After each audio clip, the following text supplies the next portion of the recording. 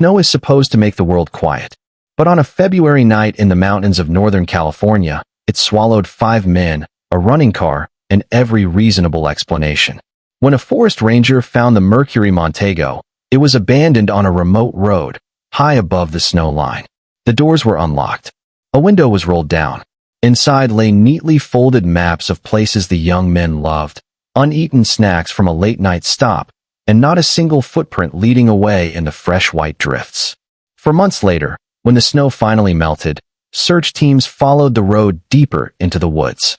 What they found was not a simple case of men lost in the cold. It was a nightmare frozen in time, bodies scattered miles apart, a trailer stocked with food left untouched, and one of the 5 never found at all.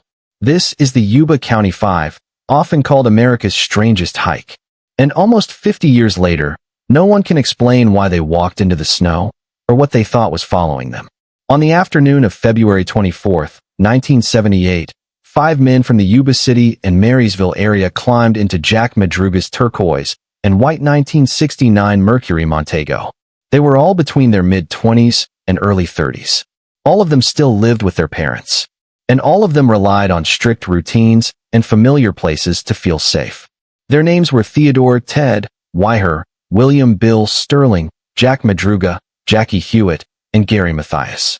4 of the men had been described as having mild intellectual disabilities and struggled with everyday decision-making. Gary, the youngest, was an Army veteran who had been diagnosed with schizophrenia, but had been stable for several years on medication. Their families called them the boys and said they were inseparable. That night, they were excited. Their plan was simple: drive about an hour north to watch a college basketball game in Chico, then return home. The next day, they were supposed to play in a Special Olympics basketball tournament. Their mothers had laid out uniforms and washed socks. Ted's grandmother had even washed his new white tennis shoes and left them to dry by the heater. They left home carrying only what they needed for a winter night drive, expecting to be back before midnight. None of them packed blankets, extra clothes, or emergency supplies. They made it to the game without incident. Witnesses later told investigators they saw the 5 sitting together in the stands at California State University, Chico, watching the final minutes of basketball. Afterward, around 10 p.m., they stopped at a small market in Oroville. The clerk remembered them laughing, buying candy, snacks, and soda. Nothing about them seemed strange or distressed. Then they drove back into the night. They never returned home. By the next morning, parents were calling each other in rising panic. Beds were untouched. None of the men had shown up for work or their beloved tournament. Ted's mother, who said he would not miss the game for the world, called police. Soon multiple local agencies were searching the route between Yuba County and Chico. For several days, there was no trace. Then, on February 28th, a man who maintained roads in the Plumas National Forest reported something odd. On an isolated mountain service road, 70 miles from Chico and far off their expected route home, he had found a car. It was Jack Madruga's Mercury. The car was strangely positioned. It had been driven up the winding road until it could go no farther, its undercarriage resting on snow. Yet examination showed the car could have been rocked free easily by several grown men.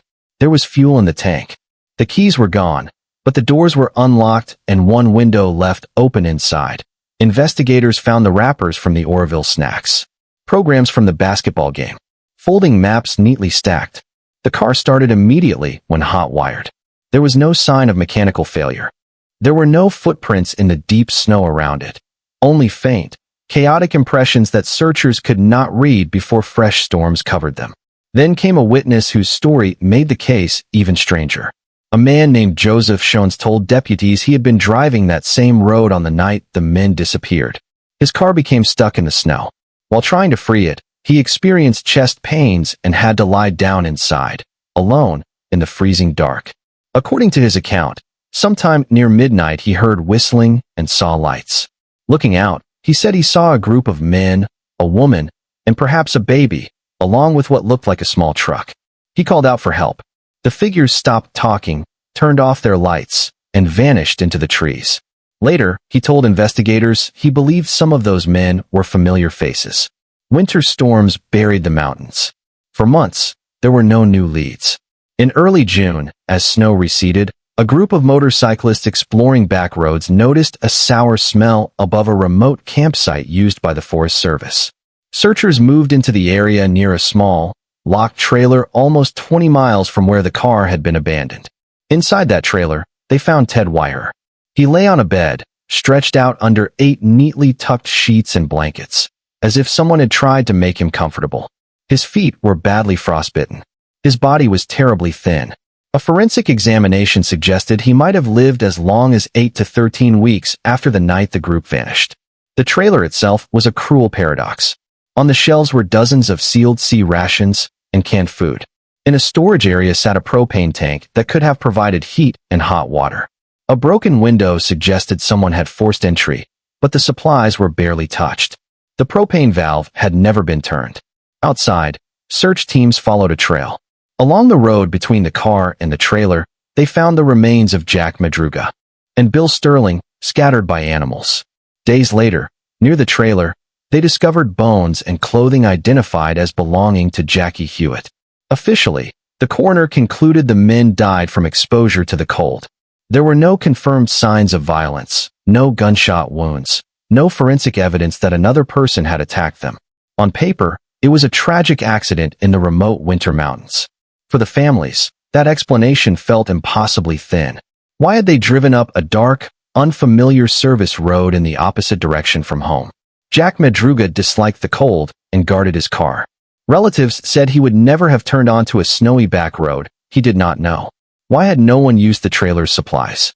Dozens of rations and a working propane system sat unused, even as Ted slowly starved and froze. His family said he could have opened cans and would have tried every way to survive. And Gary Mathias, whose shoes were found in the trailer, was missing entirely. Whether he died unseen in the forest or walked away is still unknown for now. For the families and investigators, the case never settled into a simple tragedy. It felt like walking through the outline of something unseen. Searchers later spoke of the hush in the trees, of calling out names, and hearing only their own boots in the snow. Deputies said they kept replaying the route from the car to the trailer, trying to picture what terror or confusion could have driven the men deeper into the mountains instead of back down the road. At home, the details gnawed constantly. Ted's long beard, proof he lingered for weeks. Jackie's clothing scattered near the trees. And Gary's absence. His room still waiting, his shoes in the trailer, his fate a blank no one could fill. In the official files, the story ends with exposure and distance measurements. On the mountain, it ends with an empty pair of shoes and a road that simply stops, swallowed by snow and silence up there.